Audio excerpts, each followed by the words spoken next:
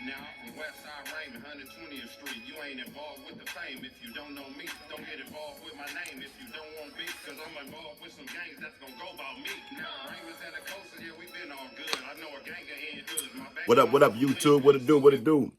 Shout out to the blue team, the West homie, West Side Ribbon, Nut Bone, and I forgot the other little homie name from East Coast. Shout out to the homies doing their thing. Everybody out here making music, trying to do something positive. Anything you're doing something, do something. Don't just do nothing. What up, though, y'all? On this Thursday morning, I'm been up doing a lot of things, working on a lot of things, staying active, staying busy, staying on my grind as you should. Oh, yeah, by the way, for everybody who's first time tuning in, please like, share, and subscribe. I really appreciate that. So let's get right down into this right here. This right here story takes place in the early 2000s. My arrival at Calipatria State Prison. Calipatria, a.k.a. Calipat. Calipat is like really, was the most active, most violent, most rowdiest prison in Southern California at one time.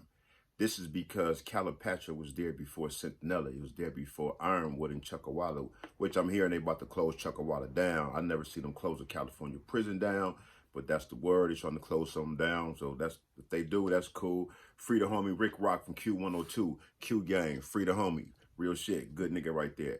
But yeah, Calipat was there before Ironwood, before Chuckawalla, before Centinela, and before New Delano. Old Delano was there probably at the same time or maybe before Calipat. But all the other prisons, Calipat was there first. And Calipat got a reputation of motherfuckers taking off on the COs there. A lot of shit didn't happen over the years. They had a lot of COs that was down there that was trying to press hard lines on cats. And cats just got fed up on that and just got to the point was just like, you know, fuck the police. I know when I got there, the homies was like, straight up, fuck them. You know what I'm saying? We don't tolerate nothing. Nobody disrespect Crip at this motherfucker, period. We don't give a fuck who they is. You in their uniform. We don't accept no disrespect, period. That's how the Crip car was in Calipat when I was there. That shit was most solid. But this prison right here, I've seen a lot of strange shit going on in this prison. A lot of shit, a lot of real shit. I was on the C yard up there, and at this whole time I was on the C yard, we really didn't have no drama with the other races because we was solid and everything. The understanding was clear. We took care of ours, they took care of theirs. Whenever it worked like that, prisons run smooth because you got the motherfucking convicts in charge of that shit. Check this out. This is how much influence that we had on the C yard in Calipat when I was there. We had Hood Day coming up for 10 Deuce Day. So for 10 Deuce Day, October 2nd, we was going to celebrate just the Ramos, the East Coasters, and the Butlons. We was going to do our thing, and the Tongan homies. We was just do our 10 Deuce thing like we normally do. So that was the plan. But then Spark was like, fuck that, cuz. Spark was like, let's invite all the Crips. Everybody come out and do this shit. Everybody get involved. Because everybody seen us running around collecting canned goods and soups and shit, getting everything together for the spread, right? Everybody making their wine, homies over here making their pies, everything. Everybody getting ready, finna do it up for 10 Deuce Day. And we was like, we ain't going to work, we ain't going to school.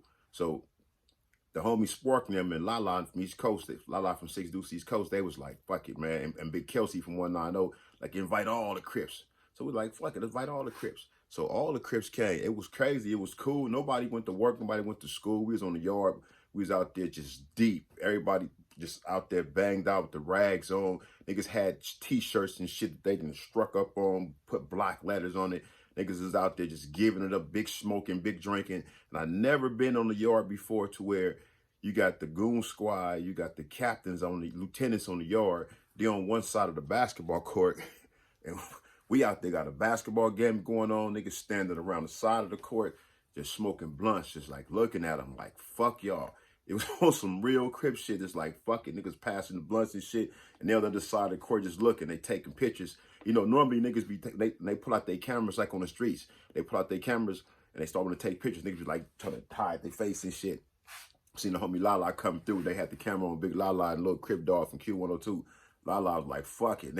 Big La just broke down in his little stance and just gave it up like, boom, like, fuck it. You know what I'm saying? But it was just, it was turned up like that. It was cool. Wasn't no problems. I mean, they just had never seen us out there in the yard like that. And usually when the squad hit the yard and captains and lieutenants, they all start hitting the yard deep. Everybody start breaking off and little packs and shit trying to disperse because niggas be having heat on them and shit. So everybody busting their move. Niggas was like, fuck it. Niggas had heat. Niggas was out there like, fuck it. Nigga, this Crip. And niggas just posted up like, fuck it. And what could they say?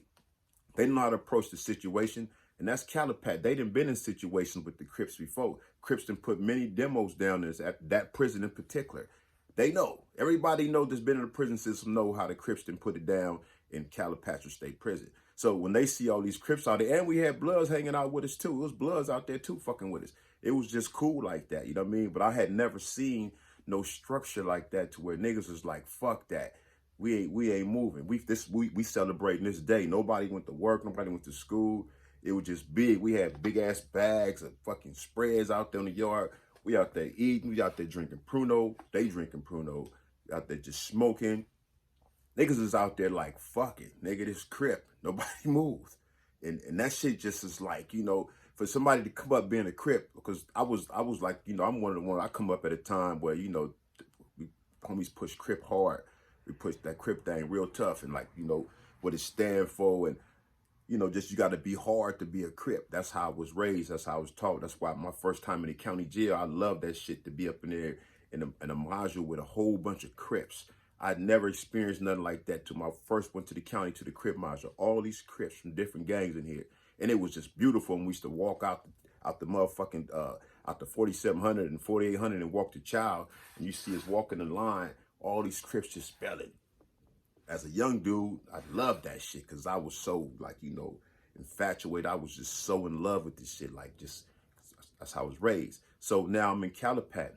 The structure that we got going on here, you know, for somebody doing time, when you do time, you want to be around structure. Structure is better. People think it's not. People be against shit like when they talk about why the homies had Blue Notes and the CCOs and all these other prison gangs. That shit was structure, bro. And when you got structure, you have less problems. We have a whole lot more problems in the California prison system. Blacks do when we don't have no structure on the yard. When the yard is just fucking willy-nilly, everybody just free-falling, doing whatever. We don't have no structure. That's when we tend to get taken off on a lot. So when you want to know prisons where blacks have the most structure at, it varies. It varies because it depends on who's on the yard. But Calipatria is one of them places where it's known for that, but it depends on who's on the yard because Calipatria had like 4 or 5 yards. And some other yards can be wild. But the yard we was on, that C yard was structured. We didn't have them kind of issues. I seen them doing shit like this. Building 4 up there on the C yard was like out of control. They used to have problems. Everybody come in from the yard and shit. Everybody be out there hanging out today. Everybody trying to shower before count time. It's like hard to get motherfuckers to lock it up. Niggas just out there. All races just out in the day room, just standing around. And it's like yard recall. You go in building 4, that was out of control. They couldn't get no control of. They had to push the alarm every day, down there every day, just to get some structure. They let yard down, yard down. And that way bag will coming in, and that's how they get motherfuckers to lock it up. So I seen Crippin' at its best in this prison, of course, Pelican Bay. I seen how homies leveraged the position inside the prison to get what we wanted. So Big Lala, Big Spark, Big Kelsey, was homie Pep from Santana. It was quite Dan Tanner from Insane, Crazy D from Matrix Games. So all these G homies is on the yard, right? Plus more. Willie Gaither from Long Beach Insane was on the yard with us as well. The homies got at these dudes and let the CEOs know we can get this, we can control this building. You let us get what we want in this motherfucker. And it's like some shit you see on TV. I can't make this shit up. So they let the CEOs know, like, you give us what we want, we'll get this building under control. And they like, all right. Because we knew a lot of the CEOs there. It was quite a few CEOs there that was pretty fair. That was kind of cool. That wasn't the assholes. The assholes usually always the ones who getting took off on, right? But the homies propositioned them like that, and they went for it. And this was the rule. We had big meetings. Crips had meetings. This is how it was. In each section, we got a representative come out every night. And their position was, you got to make sure the homies get out for their phone calls, make sure the homies get out for their showers. And you got to run around, make runs to the cells for the homies. You bringing hot water to the cell for those that need it. The homies over here cooking burritos and shit. You got to, boom, go get these. Don't open the door and let you put that in the cell. They don't do all that kind of shit for you. The homies told them, you let us get this, you let us do it how we want to do it, we get this build under control. And they did it. We did it. The Don Moose was on board. They was working with all the rest of the brothers, whatever. it was mostly the blacks is at a point to where like, hey, blacks is the ones hanging out, blacks and whites, man, but mostly blacks. The Southsiders had their people come in. We was like out of control in that building. The other buildings wasn't like that. But they moved a whole bunch of Crips from these other buildings, building 2 and 3 and building 5, put everybody in building 4. Oh yeah, we structured that shit up. And when I caught the change from that building was tight. That building was straight and it was cool. Every night, a homie come out in every section, make sure everything was straight. The Damus did the same thing, but that was structure. And that just goes to show how good structure is when you got it, how things work when you got structure. That's in your life, period, in your family, whatever it is, you got structure in your life, things will be better for you. Your life is unstructured. Your family, your household is unstructured. Shit gonna just be fucked up. It's gonna continue to be unbalanced. So structure is good, but people don't want structure. People gonna find reasons to say they don't want structure. People gonna find reasons to say and talk bad about the prison gangs that the homies had. That was structure. People respect the Mexican mafia to this day because that's structured. See, you respect the Italian mafia and all the rest of these mafia, the Russian mafias and every other mafia they got because that's structured. That's why they ever respected the way they are.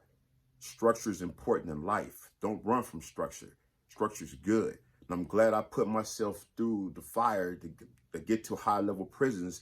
That way I learned structure. Structure is important. Get you some. But yeah, Calipat was off the chain. The Crip in there was like really hardcore at one point in time.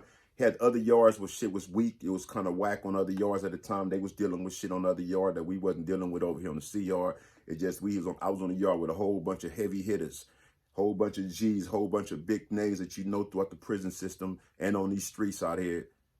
And niggas had that shit tight. Shout out to Baby Spike from A-Trey Gangster. Shout out to the homie Stan. Thanks for the super chat, bro. I appreciate that. Shout out to Ron from 6-0. Yeah. Baby Burden from A-Trey. Lil Bird from A-Trey. Tiny Solo. Lunatic Frank from 6-0. Yeah. Nunu from Bonnie Hunter. What it do, bro?